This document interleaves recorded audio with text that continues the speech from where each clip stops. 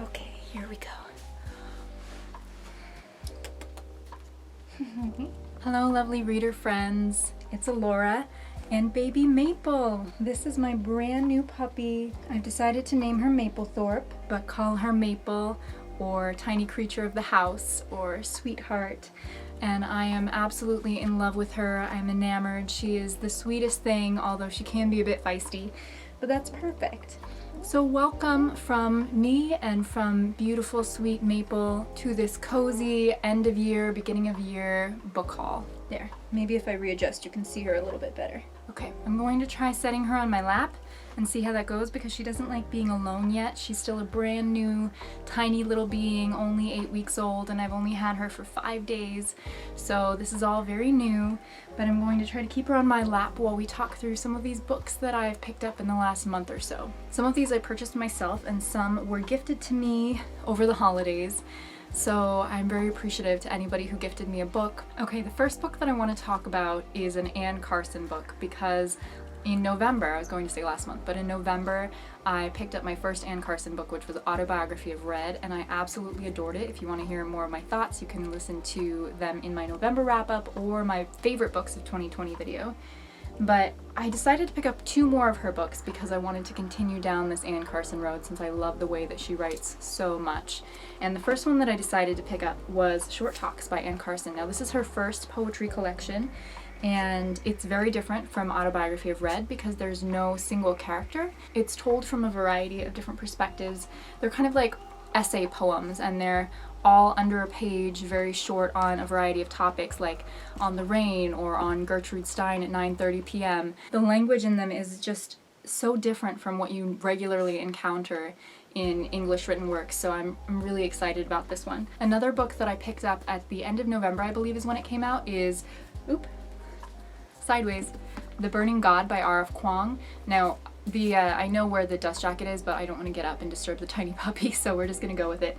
This is the 3rd book in the Poppy War trilogy, which is a grimdark fantasy story following our main character Rin and her choices during essentially war. It's based on or inspired by some real events like the Opium Wars in China and the Sino-Japanese War, and essentially explores the horrors of war and the morality of war, and it explores how our main character, who is supposed to be our hero, is making choices that may be just as reprehensible and may be, putting in jeopardy just as many lives as the quote-unquote villains, and how no one is safe from the realities of these tremendously devastating decisions, and it really doesn't shy away from any of that, so I respect the series a lot. I don't want to go into the plot of the 3rd book, obviously, but I'm very happy to have it. Oof, she's a wriggly one. She's a wriggly one. The next 2 things that I picked up are volumes 8 and 9 of Saga, so I'm almost at the end of what has currently been published. Supposedly Brian K. Vaughan and Fiona Staples are planning on, hello, are planning on releasing more volumes, but they've been on hiatus for several years, and so I'm not entirely sure when they're actually planning on coming back. I have read volume 8 already, so I'll be talking about that in my December wrap-up, but I haven't yet finished with volume 9, so I don't quite know how the story semi-ends yet, but I'm really excited to find out. This series is a graphic novel series that is beautifully illustrated, but has a lot of graphic elements, both sexual and violent.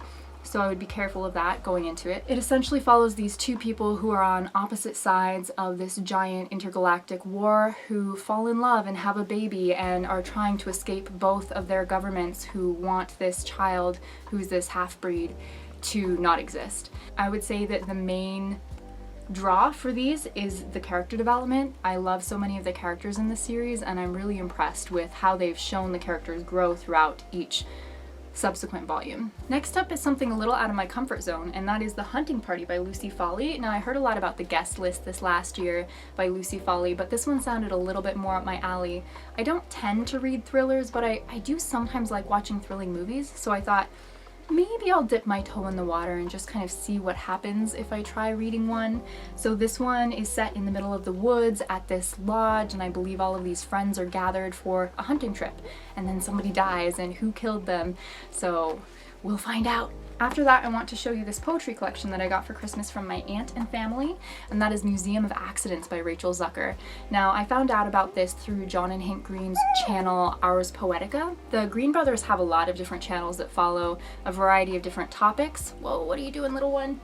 But they started a poetry channel last year, which I really enjoyed just following along. Their channel includes a number of people reading one of their own poems, a number of poets. Hello! Are you bored? I'm so sorry. And it also follows some more famous people reading their favorite poetry. But I listened to Rachel Zucker read one of her own poems last year and really felt moved by it, or emotionally evoked. It was emotionally evocative, and so I wanted to pick this up, so I put it on one of my wish lists, and my aunt was kind enough to get it for me for Christmas.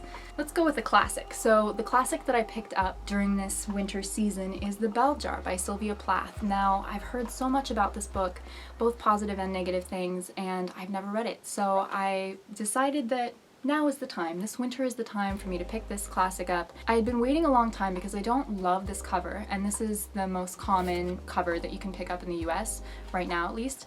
I've seen it for years on shelves everywhere, but I really wanted to get something more beautiful because, I mean, not that it's not nice, but it's just not fancy, right? And so I was hoping to get more of a fancy edition, but I've looked everywhere, even on UK websites looking at UK editions, and I just haven't found anything that I adore. So I decided to pick up the basic paperback and kind of check it out, and if I love the book, then maybe I'll continue searching for the perfect copy. Another gift that I was given was a Patrick Ness book, and I actually really like Patrick Ness. Ever since I read A Monster Calls, I've had genuine respect for him because that book just had such an impact on my life. It really, really made me feel so many things. It was very relevant to me at the time that I read it, and it's the book to this day that has made me sob the most, and it is still one of my very favorite books. So I was excited when I first heard about this one, but then I never ended up picking it up. So my parents were kind enough to gift it to me for Christmas, and that book is And the Ocean Was Our Sky. This is another kind of graphic novel sort of hybrid. It's more like a story that has illustrations in it, and it is following the story of Moby Dick, but I think switched. So in this story, the whales are the hunters and they are hunting the humans. Hi baby, what do you need? What do you need? Hi. Oh, hello. Oh, is that what you want? You want to rest your head on my shoulder? Another kind of interesting book that I picked up about a month ago is called The Decameron Project, which is 29 new stories from the pandemic. This is a short story collection with a lot of different authors in it, a few of them that I recognize like Tommy Orange, Margaret Atwood, and Mona Awad. Obviously there are a lot of other authors on here, and I'm hoping to discover some new ones to love and check out their other work, but this collection is a collection about pandemic stories. So I guess during the Black Plague, there was this man who wrote this collection of stories called The Decameron Project, and it was following a variety of different characters. They were all tiny short stories, but they were about the Black Plague and how that was affecting people's lives. And so this is really interesting because the New Yorker? Was it the New Yorker? I can't read without my glasses. The New York Times Magazine, sorry, decided to contact a bunch of famous authors and ask if they wanted to write short stories detailing some aspect of the pandemic and how it's affected people. So I was really interested in this, and I picked it up right when it came out. Ooh, here's something a little lighter. This one I got as a recommendation from Darling Desi's channel. She's really cute, very autumnal, and I discovered her this year actually, and one of her favorite books, she said, was The Bookshop on the Corner by Jenny Colgan, and this just sounds like such a sweet little story.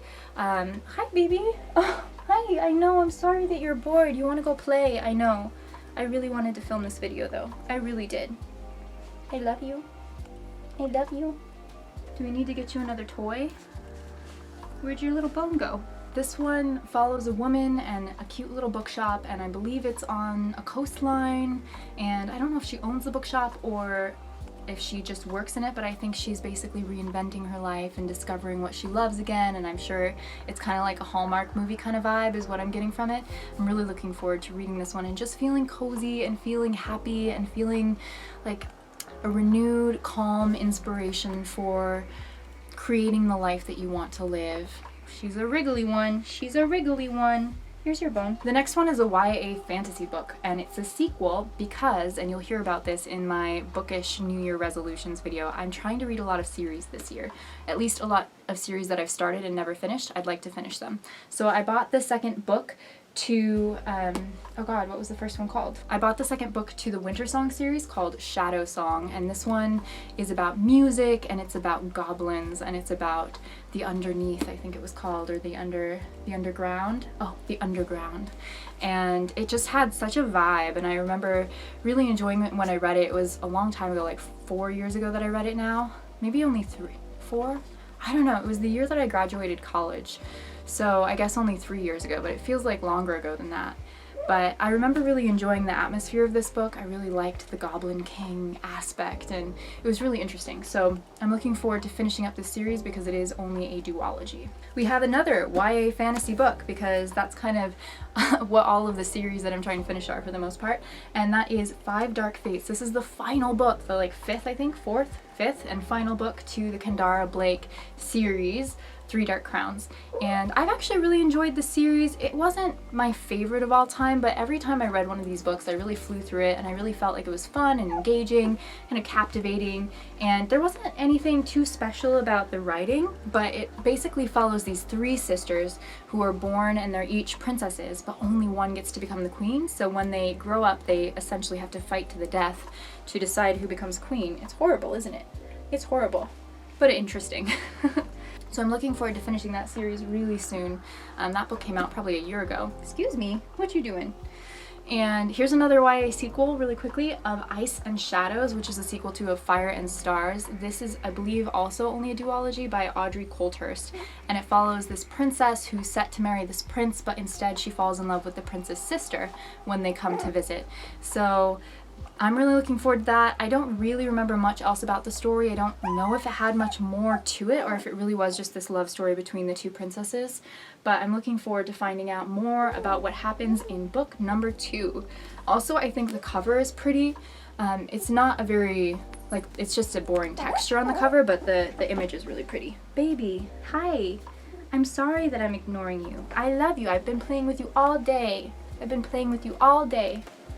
Hi, what are you doing? Okay, another book that I was kindly gifted for Christmas that I'm really excited about is Till We Have Faces by C.S. Lewis. Now this is following the myth of Cupid and Psyche, which is a myth that I heard a lot as a child because I used to listen to these CD tapes that were stories, and I believe the audiobook narrator or the CD narrator was Jim Weiss, and he was really cool. I loved his voice. He had so many CDs with so many different stories, and that's where I first encountered a lot of myths, and so that's where I first encountered the myth of Cupid and Psyche. Oh baby. And I didn't know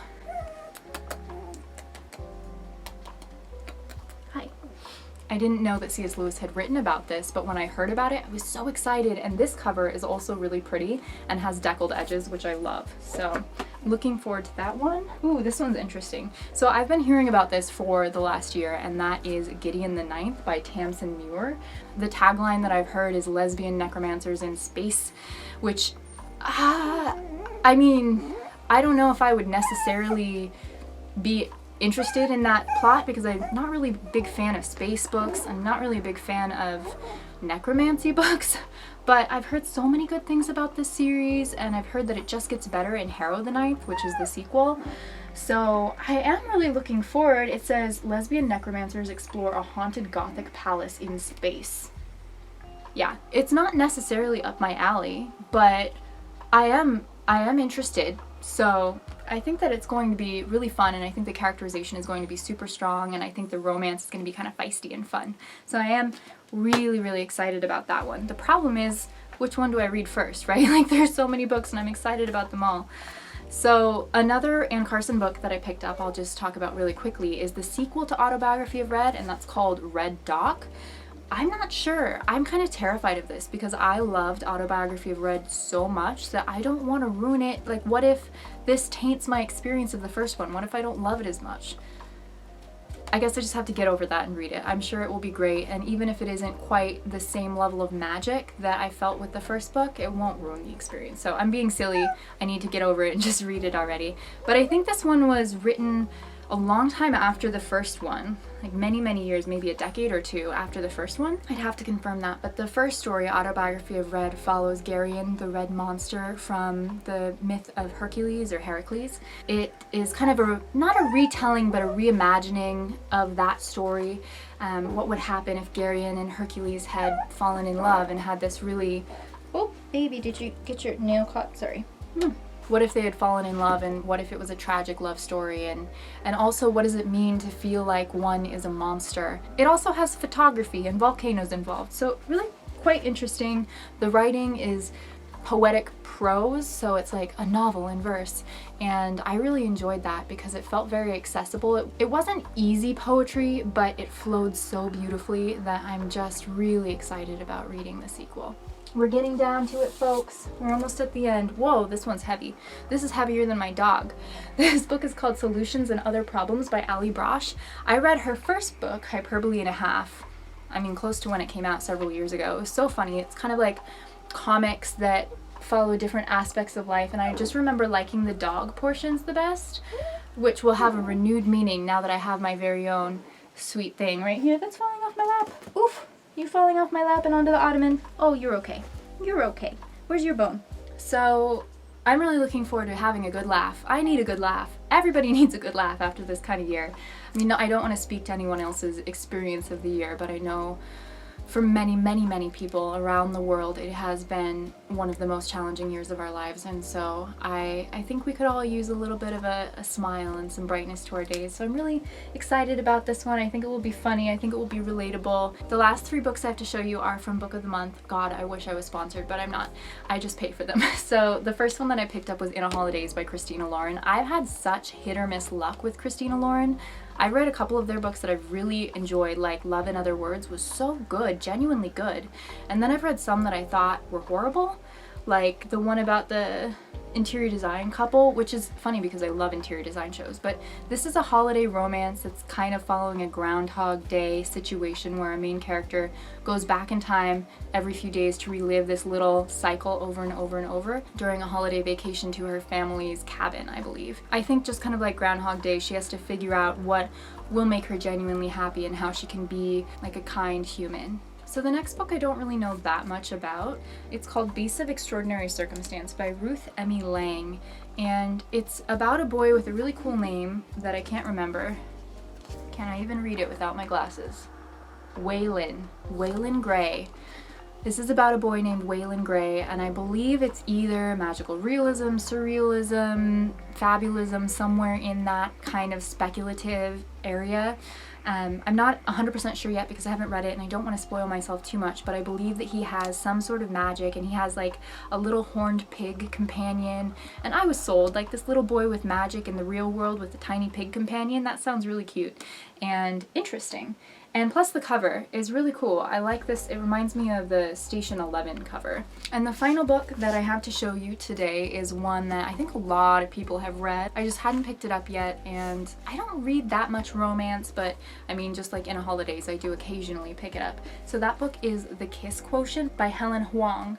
And I've heard really good things about this. I heard that there's ASD representation. The main character is on the autism spectrum, and this book is about her hiring somebody to teach her about sex. That's what I've heard. I've heard that it's very steamy. I've heard that it's very funny. I've heard that it's very heartwarming and that the representation is really great and authentic. So I'm excited about this one. Now my problem is deciding which book to read next. I'm really not sure. I have started a couple of them in this pile, so I'll probably finish those ones off next, but then after that, I don't know. So why don't you go ahead and leave me a comment down below which book you think that I should read next, because I could really use a hand on that. I'm gonna go play with this little one unless she falls asleep on me. It looks like she's finally settling down just now as I'm finishing up the video. I hope that you have had such a cozy holiday season, whatever you celebrate, if you celebrate, but I hope that you're having a beautiful, cozy end of year, beginning of the new year time, and I hope that you have somebody to love on like this sweet little maple girl. I'll show her to you one more time before I go. She's feeling sleepy now. Are you feeling sleepy now, baby girl? Yes. Alright, Maple and I are sending you love.